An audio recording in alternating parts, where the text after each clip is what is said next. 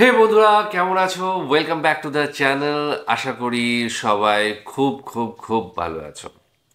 আচ্ছা, একটা কথা জিজ্ঞেস করার ছিল তোমাদের কাছে, যেটা হচ্ছে যে আমি বহুদিন আগে দেখেছিলাম যে বাংলাদেশে কিন্তু বাংলাদেশি আইডল হতে, যেটা ইন্ডিয়ান আইডল বা আমেরিকান আইডল এরকম হয়, এবং সাথে সাথে আমাদের এখানে সারেগামা পাও বিভিন্ন ধরনের গানের অনুষ্ঠানের প্রোগ্রাম হয়। তো বাংলাদেশেও কিন্তু আমি দেখেছি ইন্ডিয়ান এই বাংলাদেশি আইডল হতে। এখনও কি সেটি কন্টিনিউ রয়েছে কিনা সেটা একটু জানিও।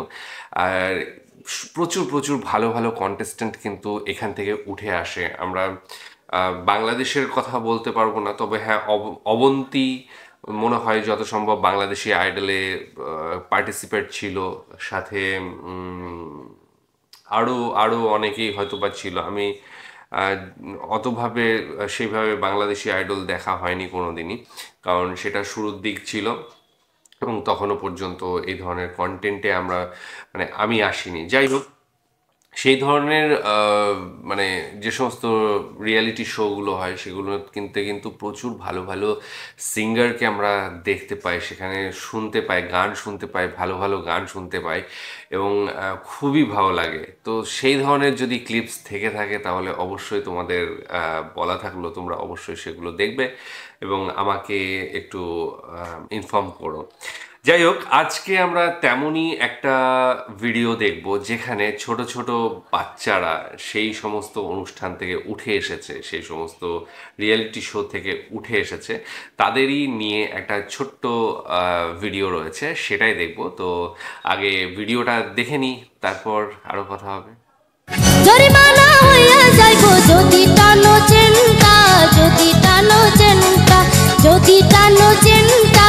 ভারতীয় সঙ্গীত অঙ্গনে আমরা প্রায় প্রত্যেক বছরই নানান প্রতিযোগীদের শিল্পী হিসেবে উঠে আসতে দেখি, তবে আমাদের বাংলাদেশে এই প্র্যাকটিসটা একটুখানি কম। আজকের এই ভিডিওটির মাধ্যমে আমরা দেখব বাংলাদেশের কোন কোন শিল্পীরা প্রতিযোগিতা থেকে উঠে এসেছে। প্রতিযোগিতা থেকে উঠে আসা এমন একজন কণ্ঠশিল্পীর নাম হচ্ছে সালমা।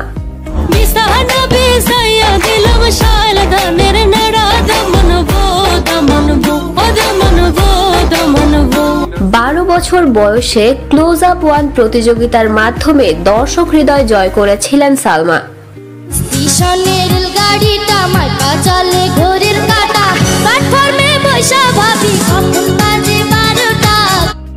বলা হয়ে থাকে তখনকার সময় ক্লোজ আপ ওয়ান অনুষ্ঠানটি মানুষ দেখতই সালমার জন্য, এবং এই অনুষ্ঠানের চ্যাম্পিয়নও হয়েছিলেন তিনি। প্রতিযোগিতা থেকে উঠে আসা আরো একজন প্রতিযোগী হচ্ছে লিজা। লিজার কণ্ঠটা খুবই মিষ্টি এবং চনমনে টাইপের একটি কণ্ঠ।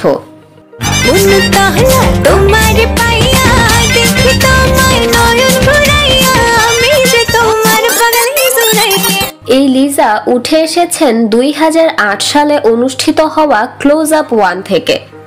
সে সময় তার ভুল করে যদি কখনো গানটি মন জয় করে নিয়েছিল সকলের।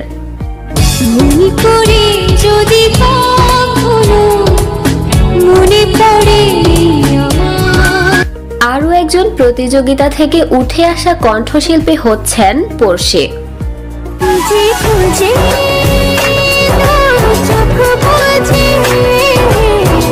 পড়শিও একই বছর 2008 সালে তার গানের যাত্রা শুরু করেছিলেন খুদে গানরাজ অনুষ্ঠানের মাধ্যমে।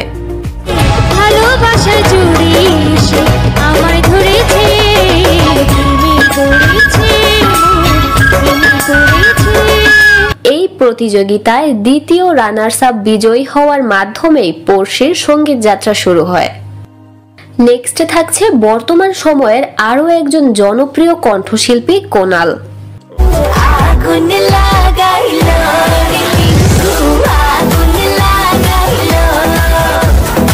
কোনালের এই ঈদে মুক্তিপ্রাপ্ত সুরমা সুরমা গানটিও ব্যাপক জনপ্রিয়তা পেয়েছে এবার।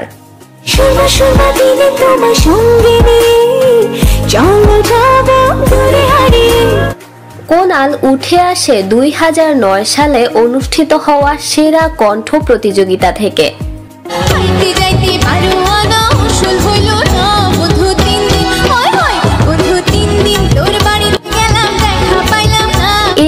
বলতে হয় বাংলাদেশে বর্তমান সময়ে একচেটিয়াভাবে রাজত্ব করছে যে শিল্পী ইমরানের কথা।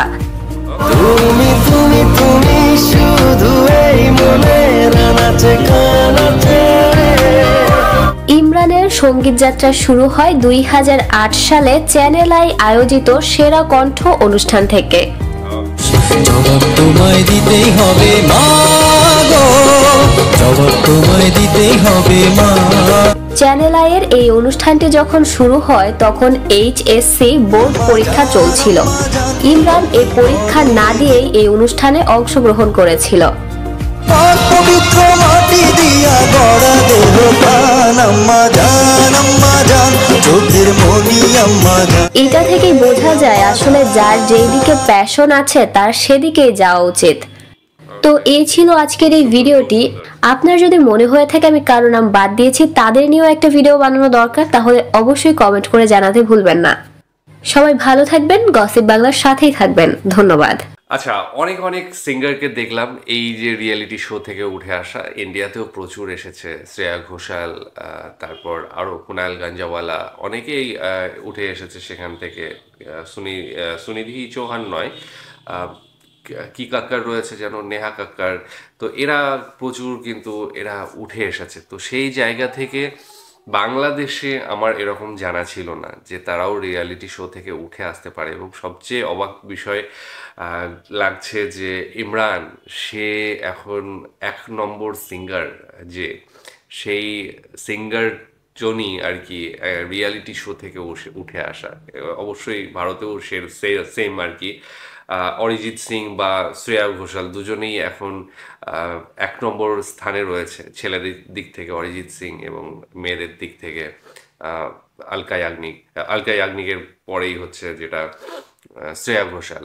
তো এই জায়গা থেকে আমি বলবো যে সত্যি রিয়ালিটি শোগুলোর গানের ক্ষেত্রে, বিশেষ করে নতুন নতুন সিঙ্গার এবং খুব ভালো মানের সিঙ্গার উপহার দেওয়ার ক্ষেত্রে এই রিয়ালিটি শোগুলোর বড় হাত রয়েছে। এবং বাংলাদেশের ক্ষেত্রেও সেটাই দেখলাম। কোনাল, পড়শি, ইমরান, তো প্রত্যেকেই কিন্তু এখন মানে নিজের নিজের জায়গায় কিন্তু প্রতিষ্ঠিত এবং মানে প্রচুর নাম করে নিয়েছে, প্রচুর মানে ফ্যান ফলোয়ার্স রয়েছে তাদের। এবং সত্যি তারা একটা স্ট্যান্ডার্ড সেট করে দিয়েছে। সেই জায়গা থেকে এখন যারা উঠে আসছে তাদের কিন্তু সেই স্ট্যান্ডার্ডটাকে মিট করতে হবে, তারপরেই কিন্তু সেই চান্সটা পাবে। তবে আমি যেটা বলছিলাম যে ইন্ডিয়ান আইডলের মতো যেটা বাংলাদেশি আইডল হচ্ছিল, সেখান থেকে কেউ উঠে এসেছে কিনা জানিও, এবং সেই প্রোগ্রামটা এখনও কন্টিনিউ হচ্ছে কিনা।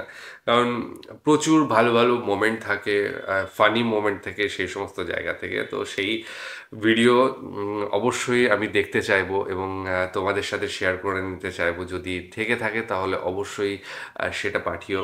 আজকে ভিডিও অসাধারণ ছিল, বিশেষ করে জানতে পারলাম কারা কারা এই সমস্ত রিয়েলিটি শো থেকে উঠে এসেছে এবং আজকে বাংলাদেশ রাজ করছে, বাংলা গানের জগৎকে রাজ করছে।